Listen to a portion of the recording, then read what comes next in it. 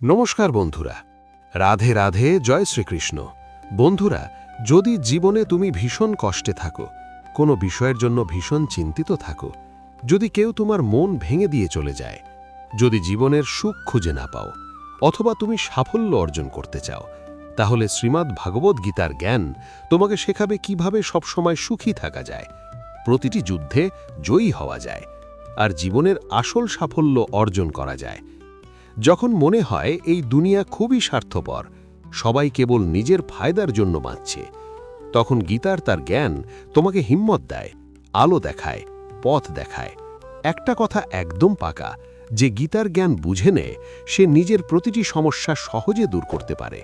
আর বন্ধুরা, আপনার মায়ের দিব্যি রইল, আপনি যদি চ্যানেলটা সাবস্ক্রাইব করে দেন এবং কমেন্টে জয় শ্রীকৃষ্ণ লেখেন, তাহলে শ্রীকৃষ্ণ আপনার মাকে সুস্থ রাখবেন। আজ আমরা সেই শ্রীমদ্ ভাগবত গীতার 15টি চমৎকার শিক্ষা নিয়ে কথা বলবো। আর আমি তোমাকে একটা গ্যারান্টি দিচ্ছি, যদি তুমি এই 15টি শিক্ষা মন দিয়ে শেষ পর্যন্ত শোনো, তবে তোমার জীবনের প্রতিটি কষ্ট, প্রতিটি দুঃখ, প্রতিটি যন্ত্রণা দূর হয়ে যাবে, আর জীবনে তুমি যা চাও তুমি খুব সহজেই তা অর্জন করতে পারবে। শ্রীমদ্ ভাগবত গীতার প্রথম শিক্ষা, যা ঘটে সবই মঙ্গলের জন্য ঘটে। যা ঘটেছে তা ভালোর জন্যই ঘটেছে, যা এখন ঘটছে সেটাও ভালোর জন্যই ঘটছে, আর যা ঘটবে সেটাও ভালোর জন্যই ঘটবে। এই শিক্ষা শুনতে সহজ, কিন্তু বুঝতে ভীষণ কঠিন। কারণ যখন জীবনে অন্যায় হয়, কেউ আমাদের কষ্ট দেয়, কোনো ব্যর্থতা আসে, তখন পুরো পৃথিবীটাই ভুল মনে হয়। মনে হয় জীবনটা অন্যায় আর ব্যথায় ভরা। কিন্তু গীতার এই উপদেশ আমাদের শেখায়, দুঃখ আসলে কোনো অভিশাপ নয়, এটা এক আশীর্বাদ, এক শিক্ষা। যখন জীবন তোমাকে আঘাত করে, তখনই তুমি শক্তিশালী হও, যোগ্য হও, অভিজ্ঞ হও। যখন কোনো প্রিয় মানুষ তোমাকে কষ্ট দেয়, তখন সেই কষ্টই তোমার চোখ খুলে দেয়। যে মানুষটিকে তুমি নিজের প্রাণ ভেবেছিলে, সে আসলে তোমারই মূল্য দিতে জানে না। যেমন একটা ছোট্ট বাচ্চাকে তার মা কড়া ওষুধ খাওয়ায়, ওষুধ খেতে তেতো লাগে, কিন্তু সেটাই তার অসুখ সারিয়ে দেয়। তেমনি জীবনের তেতো মুহূর্তগুলো তোমার ভিতরের অসুখ, অহংকার, অজ্ঞানতা, দুর্বলতা সব মুছে দেয়। বাস্তবে মানুষ সবসময় নিজের সীমিত গণ্ডির ভেতরেই বাঁচে। সে যা দেখে, যা শোনে, তাকেই সত্য মনে করে। কিন্তু সত্য আসলে প্রকাশ পায় তখনই যখন সে দুঃখে পড়ে, একা হয়ে যায়, আর নিজের চোখে পৃথিবীকে দেখতে শেখে। যতদিন মানুষ তোমার থেকে কোনো লাভ পাবে, ততদিন তারা তোমার পাশে থাকবে। কিন্তু যেই দিন তাদের স্বার্থ শেষ হবে, সেই দিন তুমি তাদের আসল মুখ চিনতে পারবে। কখনো ভেবে দেখেছ, যাকে তুমি প্রাণের থেকেও বেশি ভালোবেসেছিলে, যাকে নিজের জীবনের সবচেয়ে আপন ভেবেছিলে, সেই মানুষটি যদি একদিন তোমার হৃদয়ে গভীর আঘাত দেয়, তখন কেমন লাগে? তুমি নিশ্চয়ই অনেকবার শুনেছ, আমি ভাবতেই পারিনি ও এমনটা করবে, ওর জন্য আমি কত কিছু করেছিলাম, তবুও ও এমন করল। বাস্তবতা হলো, এই দুনিয়ায় প্রায় প্রত্যেক মানুষই মুখোশ পরে ঘুরে বেড়ায়। তুমি কখনোই কারোর আসল মুখ চিনতে পারবে না, যতক্ষণ না সে তোমার সঙ্গে অন্যায় আচরণ করছে। তাই যখন কেউ তোমাকে আঘাত দেয়, তখন কষ্ট পেও না, কারণ ওই আঘাতই তোমাকে শক্তিশালী করে তোলে। যাদের জীবন সবসময় মসৃণ আর সুখে ভরা, তারা সামান্য কষ্টেই ভেঙে পড়ে। কিন্তু যারা দুঃখের সঙ্গে লড়তে শিখেছে, যারা নিজের আপনজনদের তিক্ত ব্যবহার সহ্য করেছে, তাদের কাছে জীবনের ছোটখাট আঘাত তুচ্ছ। যে মানুষ কষ্ট সহ্য করতে শেখেনি, সে কোনোদিন সত্যিকারের মহান হতে পারে না। যে দুঃখের আগুনে নিজেকে শুদ্ধ করতে জানে না, সে বড় স্বপ্ন দেখলেও বড় সাফল্য কখনো অর্জন করতে পারে না। তাই জীবনে যখন কষ্ট আসে, যখন সময় তোমাকে ভেঙে দেয়, যখন মনে হয় ঈশ্বর তোমার প্রতি অন্যায় করছেন, তখন মনে রেখো, ঈশ্বর কিছু ভালোই ভাবছেন তোমার জন্য। তুমি জীবনের এক বড় মঞ্চে উঠতে যাচ্ছ, আর এই কঠিন সময় সেই মঞ্চের প্রস্তুতি মাত্র। শ্রীমদ্ ভাগবত গীতার দ্বিতীয় শিক্ষা, বারবার কাউকে ক্ষমা করা তোমার জীবন নষ্ট করে দিতে পারে। মহাভারতের যুদ্ধ কেন হয়েছিল জানো? কারণ ছিল দুঃশাসন, দুঃখ আর অতিরিক্ত ক্ষমা। দুর্যোধন বারবার অন্যায় করেছিল, পাণ্ডবদের অপমান করেছিল, এমনকি তাদের মারারও চেষ্টা করেছিল।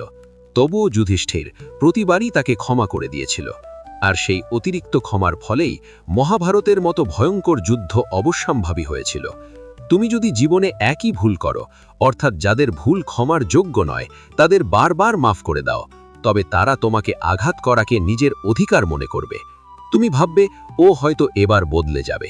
কিন্তু বাস্তব হলো, তোমার ক্ষমা তাদের আরও নষ্ট করে দেয়। তারা তোমার ভালোবাসা, তোমার ধৈর্য, তোমার নরম মনকে তাদের সুবিধার জন্য ব্যবহার করে। জীবনে এমন অনেক ভুল আছে যার কোনো ক্ষমাই হওয়া উচিত নয়, কারণ বারবার ক্ষমা করা মানে নিজের প্রতি অন্যায়ের দরজা খুলে দেওয়া। শ্রীমদ্ ভাগবত গীতার ৩য় উপদেশ বলে, যারা মিথ্যা আর অন্যায়ের সাহায্যে বাঁচে তাদের সামনে নিজের ভালোত্ব প্রমাণ করার কোনো দরকার নেই। এই দুনিয়ায় ভালো মানুষদের সবচেয়ে বেশি পরীক্ষা দিতে হয়, সবচেয়ে বেশি কষ্ট সইতে হয়, কারণ মিথ্যে লোকেরা বারবার তাদের কাছ থেকে ভালোত্বের প্রমাণ চায়। মহাভারতের সেই সভার কথা মনে আছে, যখন দুর্যোধন আর শকুনি পাণ্ডবদের সঙ্গে ছল করে পাশা খেলেছিল আর দ্রৌপদীকে অপমান করার চেষ্টা করেছিল। সেই সভায় পাণ্ডবরা চুপচাপ বসেছিল। তারা ভেবেছিল, আমরা তো ধর্মের পথে, আমরা তো বড়দের সামনে কিছু বলতে পারি না।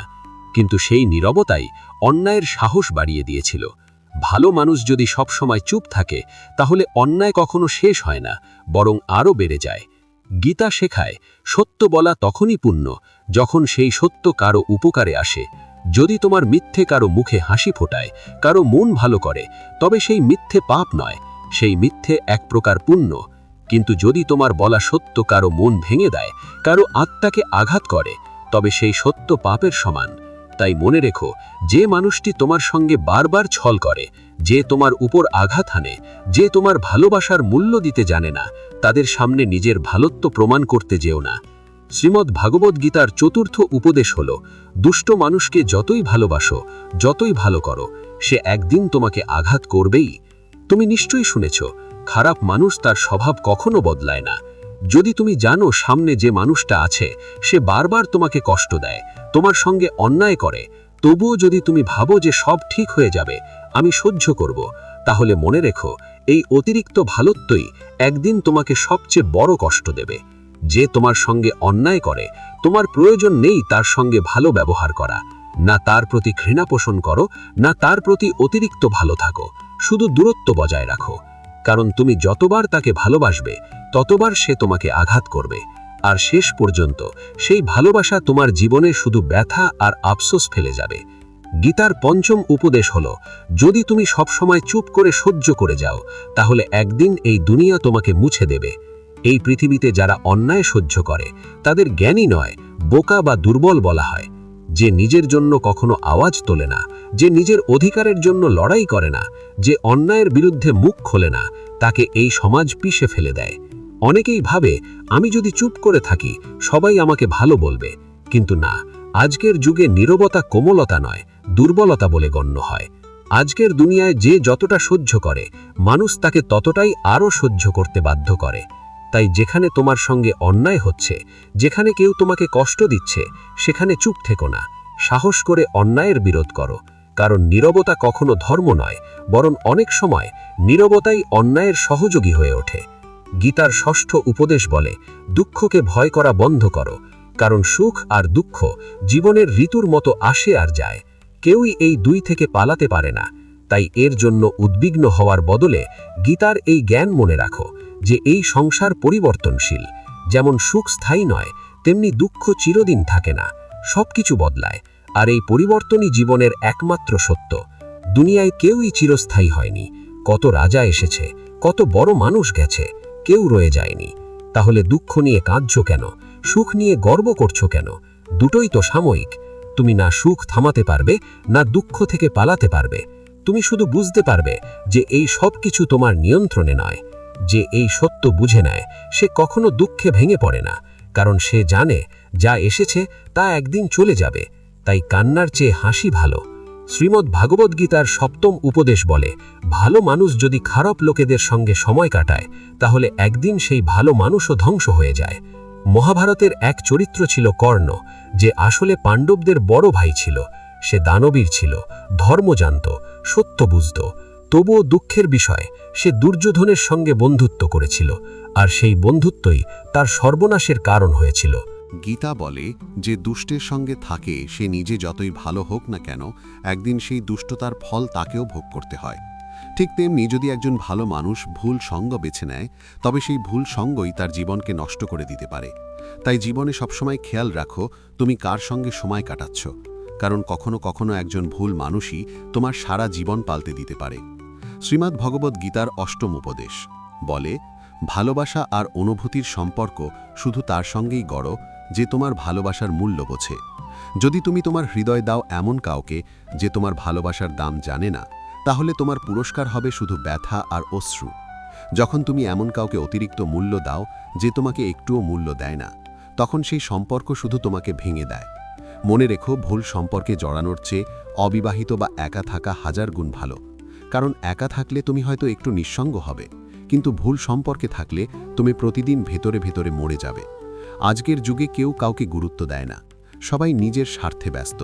তাই কাউকে জীবনের সবচেয়ে বিশেষ জায়গা দেওয়ার আগে সময় নাও, তাকে বুঝো। যে সম্পর্ক তোমাকে কষ্ট দিতে শুরু করে, যে ভালোবাসা তোমার শান্তি কেড়ে নেয়, সেই সম্পর্ক থেকে সরে আসাই সবচেয়ে বড় সাহস। শ্রীমদ্ ভগবদ্ গীতার নবম উপদেশ, যে মানুষ সুখে আনন্দে ভাসে না আর দুঃখে ভেঙে পড়ে না, সেই মানুষই জীবনের সব পরীক্ষায় উত্তীর্ণ হয়। ভগবান শ্রীকৃষ্ণ অর্জুনকে বলেছিলেন, যে মানুষ দুঃখে দুঃখিত হয় না, সুখে অহংকারে ভরে ওঠে না, সম্মান অপমান বন্ধু শত্রু সবকিছুর মধ্যে সমতা রাখে, সেই মানুষই আমার সবচেয়ে প্রিয়। যে মানুষ সামান্য কষ্টে কেঁদে ফেলে, অল্প সুখেই উচ্ছ্বাসে ভেসে যায়, তার মন সবসময় অস্থির থাকে। নিজেকে কখনো এত হালকা বানিও না যাতে ছোট্ট এক আঘাত তোমাকে কাঁপিয়ে দেয়, আর ছোট্ট এক আনন্দে তুমি নিজের ভারসাম্য হারাও। গীতা শেখায়, স্থিতধীর হও, ভারসাম্য রাখো। সুখে যেমন নম্র, দুঃখে তেমন দৃঢ়। এই রকম মানুষকেই দুনিয়া শ্রদ্ধা করে আর ভগবানও ভালোবাসেন। যে মানুষ সুখে মেতেও না আর দুঃখে ভেঙে পড়ে না, সেই জীবনের আসল যোদ্ধা। যখনই জীবনে সুখ বা দুঃখ আসে, একজন সত্যিকারের বুদ্ধিমান মানুষ কখনো ভয় পায় না। সে জানে সবকিছু সময়ের নিয়তি, সময়ের প্রবাহ। যেমন ঋতু আসে আর যায়, তেমনি সুখ দুঃখ আসে আর কেটে যায়। শ্রীকৃষ্ণ অর্জুনকে বলেছিলেন, অর্জুন, তুই সমতা ধারণ কর, মনকে স্থির কর, কারণ যার মন স্থির তার জীবন ধীর। জীবনে ঝড় আসবেই, কষ্টও আসবে, কিন্তু যার ভেতরে শান্তি আছে সে কখনো ভেঙে পড়ে না।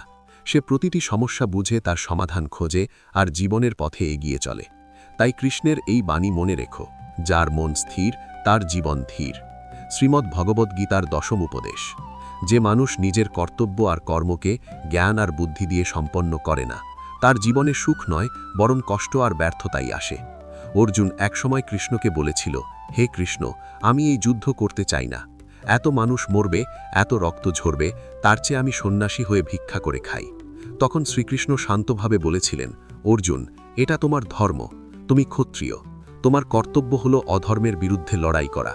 যখন পৃথিবীতে অন্যায় বাড়ে, তখন ন্যায় রক্ষার জন্য যুদ্ধ করাই সত্য ধর্ম।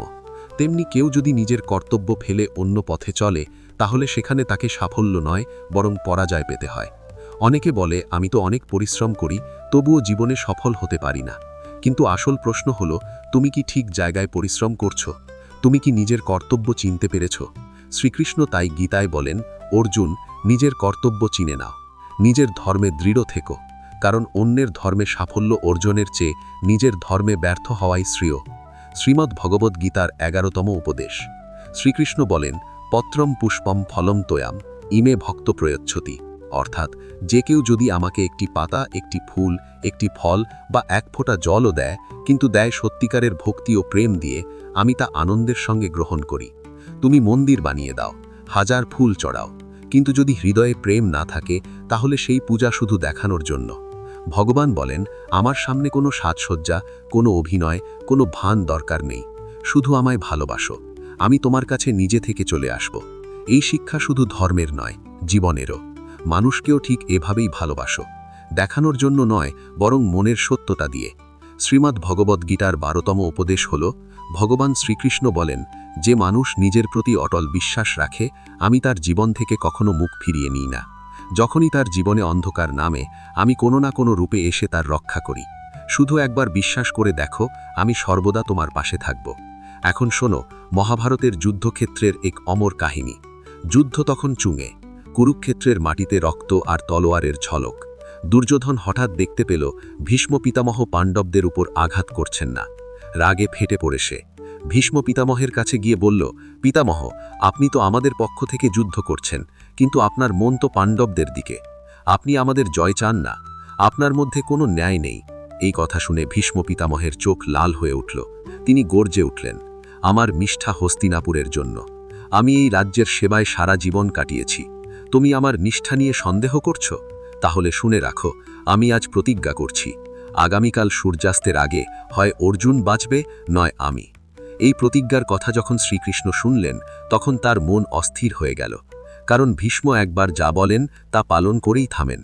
কৃষ্ণ সারা রাজপ্রাসাদে অর্জুনকে খুঁজতে লাগলেন। শেষে দেখলেন অর্জুন নিজের কক্ষে শান্তিতে ঘুমাচ্ছে। কৃষ্ণ বললেন, অর্জুন, ভীষ্ম পিতামহ প্রতিজ্ঞা করেছেন, কাল সূর্যাস্তের আগে হয় তুমি বাঁচবে, নয় সে। এমন ভয়ঙ্কর মুহূর্তের আগেও তুমি এত নিশ্চিন্তে ঘুমাচ্ছ। অর্জুন হেসে বলল, হে কেশব, আমি জানি ভীষ্ম পিতামহের প্রতিজ্ঞা ভাঙে না, কিন্তু তুমি যখন আমার সঙ্গে আছো তখন এক ভীষ্ম নয়, হাজার ভীষ্ম আমার সামনে এলেও তারা এক চুলও আমাদের ছুঁতে পারবে না। এবং ঠিক তাই হল। পরের দিন যুদ্ধক্ষেত্রে ভীষ্ম পিতামহের পতন হল, অর্জুন জয়লাভ করল। শ্রীমদ্ ভগবদ্ গীতার ১৩তম উপদেশ হল, ভগবান শ্রীকৃষ্ণ বলেন, অহংকার আর ক্রোধ এমন দুটি দানব যারা শুধু একজন মানুষকেই নয়, পুরো পরিবার, প্রতিটা সম্পর্ক, এমনকি গোটা দেশকেও ধ্বংস করে দিতে পারে। একজন অহংকারী মানুষ নিজের আমিকে জিততে দিতে গিয়ে সবকিছু হারিয়ে ফেলে। সে নিজের কথাকে সত্যি ভাবে, আর বাকি পৃথিবী তার চোখে তুচ্ছ হয়ে যায়। যখন কোনো অহংকারী ও রাগী মানুষ ক্ষমতার আসনে বসে, তখন সে মানুষের মঙ্গল নয়, বরং তাদের সর্বনাশী করে। যেমন ধৃতরাষ্ট্র সারা জীবন হস্তিনাপুরের রাজা ছিল, কিন্তু কখনো জনগণের মঙ্গল ভাবেনি। আর দুর্যোধন রাজ্যের যুবরাজ হয়েও কখনো ভালো কাজ করেনি, শুধু নিজের অহংকার পূরণের জন্য অন্যের ক্ষতি করেছে, অন্যকে কষ্ট দিয়েছে। তাই কৃষ্ণ বলেন, কোনো সম্পর্ক, কোনো সংসার, কোনো রাজ্য অহংকার বা ক্রোধে টেকে না। ওগুলো টেকে থাকে শুধু ভালোবাসায়। যে সম্পর্কে অহংকার ঢোকে, সেই সম্পর্ক একদিন না একদিন ভেঙে যায়। আর যে সম্পর্কে প্রেম থাকে, সেই সম্পর্ক কখনো মরে না, চিরজীবী হয়ে থাকে। শ্রীমদ্ ভগবদ্ গীতার ১৪তম উপদেশ। এই পৃথিবীতে পরমাত্মা ছাড়া কেউই নিজের নয়। যে মানুষ আজ তোমার পাশে আছে, কাল হয়তো থাকবে না, কিন্তু যখন সব দরজা বন্ধ হয়ে যায়, তখন ঈশ্বরের দিকে যাওয়ার পথই খোলা থাকে। মানুষ যখন ভাবে সব শেষ, আর কোনো আশা নেই, ঠিক তখনই ঈশ্বর এমন এক নতুন পথ খুলে দেন, যে পথের কথা তুমি কল্পনাও করনি। তুমি যদি সারা দুনিয়া হারাও, কোনো সমস্যা নেই, কিন্তু ঈশ্বরের প্রতি বিশ্বাস হারিও না, কারণ সেই বিশ্বাসই তোমাকে নিচ থেকে তুলে শিখরে পৌঁছে দেবে। শ্রীমদ্ ভগবদ্ গীতার ১৫তম উপদেশ। যেমন কর্ম, তেমন ফল। ভগবান শ্রীকৃষ্ণের এই বাণী চিরন্তন। যে যেমন কাজ করবে, সে ঠিক তেমন ফলই ভোগ করবে। এটাই সময়ের আইন। যারা অন্যকে কাঁদিয়ে হাসে, অন্যকে কষ্ট দিয়ে সুখ পায়, বিশ্বাস রাখো একদিন সেই চোখের জল তার নিজের চোখ দিয়েই ঝরবে। হয়তো কিছুদিন সে আনন্দ করবে, কিন্তু সময় বদলালে তার প্রতিটা অন্যায়, প্রতিটা পাপ তার নিজের জীবনে ফিরে আসবে। অবশ্যম মেভাভুক্তাব্যম কৃতম কর্ম শুভাশুভম, অর্থাৎ যে কাজই করো, ভালো বা মন্দ, তার ফল তোমাকে ভোগ করতেই হবে। কেউ যতই চালাক হোক না কেন, নিজের কর্মফল থেকে কেউ পালাতে পারে না। তাই গীতা শেখায়, যে মানুষ প্রতিদিন এই ১৫টি শিক্ষা শোনে, বোঝে এবং জীবনে ধারণ করে, সে জীবনের প্রতিটা লড়াইয়ে জয়ী হয়, আর প্রতিটা দুঃখকে হাসি হে পার করে যায়।